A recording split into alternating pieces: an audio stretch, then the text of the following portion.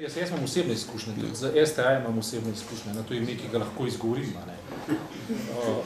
Vem, kako je koordinacija diskvalifikacija preko vrha STA potekala, ker sem bil žrtev osebno te diskvalifikacije in se slučajno, zato ker je ena nora oseba je ušel e-mail na mojega o meni, in so bi zraven vsi drugi e-maili, kjer je bila ta stvar diskvalifikacija koordinirana. Imam to arhivirano, imam to spravim, to lahko dokažem, recimo.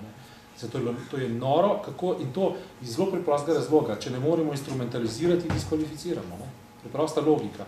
In to zdaj trenutno sploh ni važno, za katere osebe ali pa za katere stranke ali politične zadeve, pač te subjekte gre pa za to, da je to norijo treba ustaviti. In to zelo brutalno in zelo radikalno, take nore, kot so tisti idiotski požar, to je treba enostavno ustaviti. To so norci, to so psihopati, ki jih je treba ustaviti. To je norost. Ne, to ni več demokracija, ker ko bom jaz prišel k vam pa bi rekel vašo hčerko bom ustrelil, boste rekli, to ni več demokracija, ti ne moreš streljati ljudi. To je druga stvar. Ne, je popolnoma ista stvar. Politiki so divjad, ki jo je treba preganjati, zato ker so last javnosti.